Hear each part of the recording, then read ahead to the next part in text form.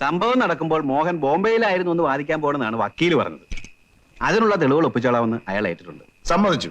പക്ഷേ നമ്മൾ ഈ വാദിക്കാൻ പോകുന്ന പോയിന്റുകളെല്ലാം ഫോർസീ ചെയ്യാൻ കഴിവുള്ളവനാ പ്രകാശ്. അതുകൊണ്ട് നമ്മൾ വളരെ സൂക്ഷിച്ച് കൈകാര്യം ചെയ്യണം അല്ലേ?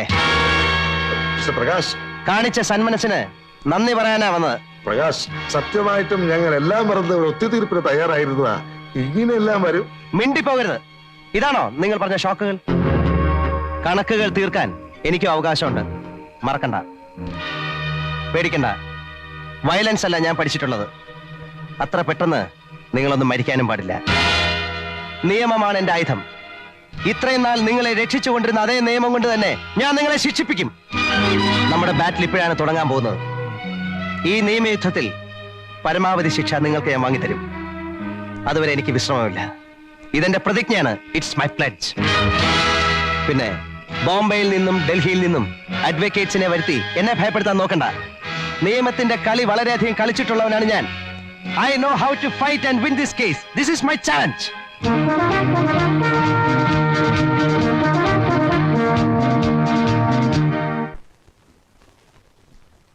ഒരു തരത്തിൽ പറഞ്ഞാൽ എന്റേതും ഒരു പനിഷ്മെന്റ് ട്രാൻസ്ഫർ ആണ് മിസ്റ്റർ പ്രകാശ്. പക്ഷേ ഇത്തരം ട്രാൻസ്ഫറുകളൊന്നും എന്നെയും രാജശേഖരനെയും പോലുള്ളവരുടെ മുറയിൽ തകർക്കുകയില്ല. മിസ്റ്റർ പ്രകാശ്, കൈമലിന്റെ ആൾക്കാർ ഇവിടെ എന്താണ് ചെയ്യുന്നത് എന്ന് എനിക്ക് വ്യക്തമായിട്ട് അറിയാം. അങ്ങേരുടെ ഓപ്പറേഷൻസിന്റെ ഫുൾ ഡീറ്റെയിൽസ് ഉള്ള റിപ്പോർട്ട് എന്നെ ഏൽപ്പിച്ചിട്ടാണ് രാജശേഖരൻ പോയത്. രാജശേഖരൻ തുടങ്ങി വെച്ചത് പൂർത്തീകരിക്കുകയാണ് എന്റെ ലക്ഷ്യം. ഗീതയുടെ മരണം ഒരു മർഡർ ആണെന്നും കൈമളിന്റെ ആൾക്കാരാണത് ചെയ്തിട്ടുള്ളത് എന്നതിലും എനിക്ക് യാതൊരു സംശയവുമില്ല. ബട്ട് പ്രകാശ്, കുറച്ചുകൂടി തെളിവുകൾ കിട്ടിയെങ്കിൽ മാത്രമേ നമുക്ക് സ്ട്രോങ് ആയി മൂവ് ചെയ്യാൻ പറ്റൂ. തെളിവുകൾ എത്ര വേണമെങ്കിലും ഞാൻ തരാം സാർ. മർഡർ നടന്ന സ്പോട്ടിൽ നിന്ന് കിട്ടിയ ലോക്കറ്റ് മോഹന്റേതാണെന്ന് ഞാൻ നിഷ്പ്രയാസം തെളിയിച്ചു തരാം. ഗീത എഴുതി എന്ന് പറയപ്പെടുന്ന എഴുത്ത് വ്യാജമാണ് സാർ. കൈയക്ഷരം ഇത്രയും മനോഹരമായി ഫോർജ് ചെയ്യാൻ കഴിവുള്ള ഒരാളെ ഈ നാട്ടിലുള്ളൂ, അനന്തകൃഷ്ണൻ. 2 ദിവസത്തിനകം അയാളെ സാറിന് മുമ്പിൽ ഹാജരാക്കാൻ എനിക്ക് കഴിയും. Very good. അതൊരു നല്ല ഐഡിയ ആണ്. Then proceed that way mister Prakash. ധൈര്യമായിരിക്കൂ. I will be with you. Thank you sir.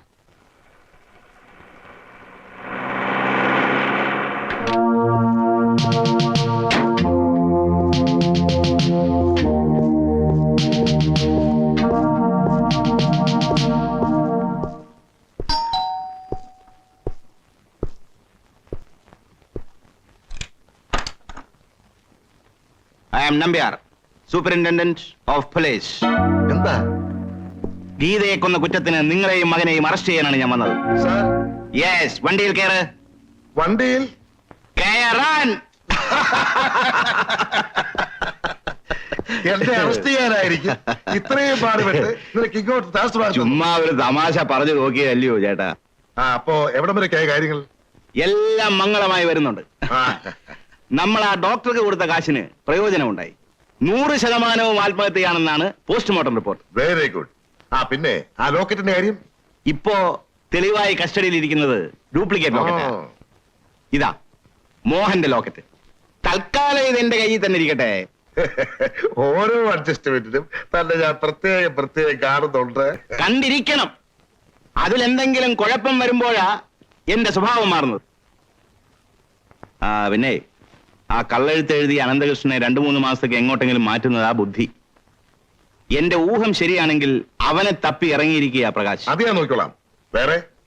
വേറെ അപ്പോഴപ്പോഴായി അക്കൗണ്ട് സെറ്റിൽ ചെയ്യുന്നതാ എനിക്കിഷ്ടം. ഓ, തന്റെ ഒരു കാര്യം.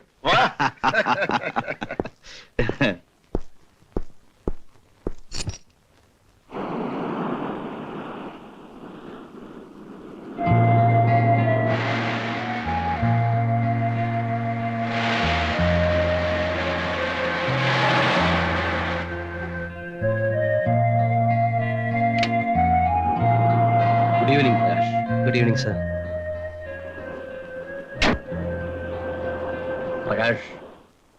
പ്രകാശിന്റെ ഇപ്പോഴത്തെ ട്രാജിക് സിറ്റുവേഷൻ എക്സ്പ്ലോയിറ്റ് ചെയ്യാമെന്നാണെന്ന് വിചാരിക്കുന്നത്.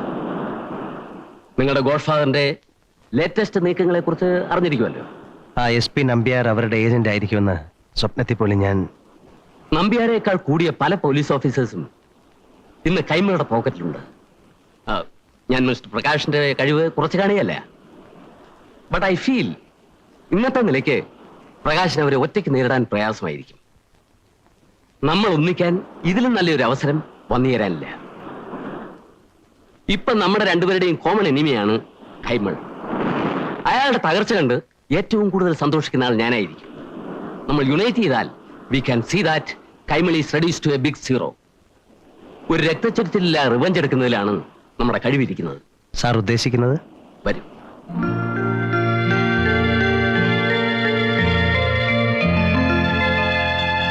Hello, is it assistant collector of customs? Sir,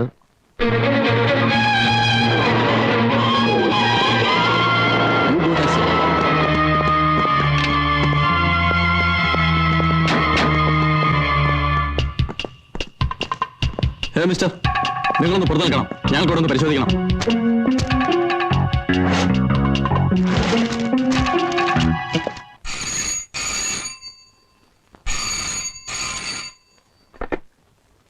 hello, Kaimal here.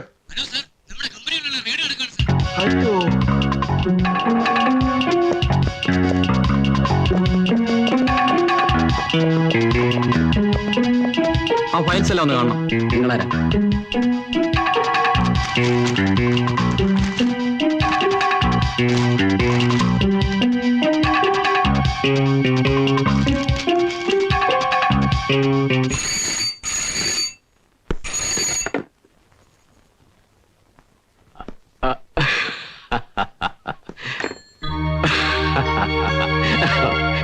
ലക്ഷക്കണക്കിന് രൂപയുടെ സാധനങ്ങൾ അവന്മാർ പിടിച്ചെടുത്തത്.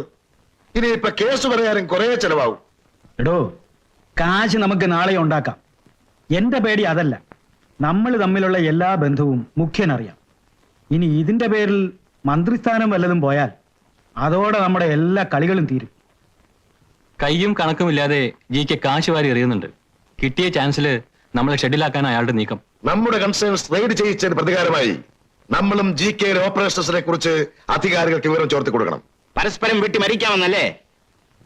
രാഷ്ട്രീയക്കാരുടെ ഇടയിലുള്ളതിനേക്കാൾ കിടമത്സരമാണല്ലോ അധോലോകക്കാർ തമ്മിൽ. ഈ പക തീർത്തില്ലെങ്കിൽ രണ്ടു കൂട്ടർക്കും ദോഷമാ. പിന്നെ കയ്യും കെട്ടി നോക്കിയിരിക്കണമെന്നാണോ സാറ് പറയുന്നത്? ഞാനൊരു വഴി പറയട്ടെ.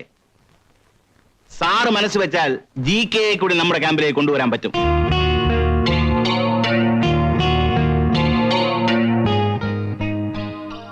നമ്പ്യാർ പറഞ്ഞതിലും കാര്യമില്ലാതില്ല. ദൈവമേ, എന്റെ ശനിദശ തീർന്നു. ഇപ്പോഴെങ്കിലും തെറ്റിദ്ധാരണകൾ മാറിയല്ലോ. സോ ഇവിടെ വെച്ച് നിങ്ങൾ തമ്മിലുള്ള എല്ലാ പ്രശ്നങ്ങളും അവസാനിച്ചിരിക്കുന്നു. ഓക്കെ? ഓക്കെ. അപ്പോ നമുക്ക് അകത്തേക്ക് ഇരിക്കാം.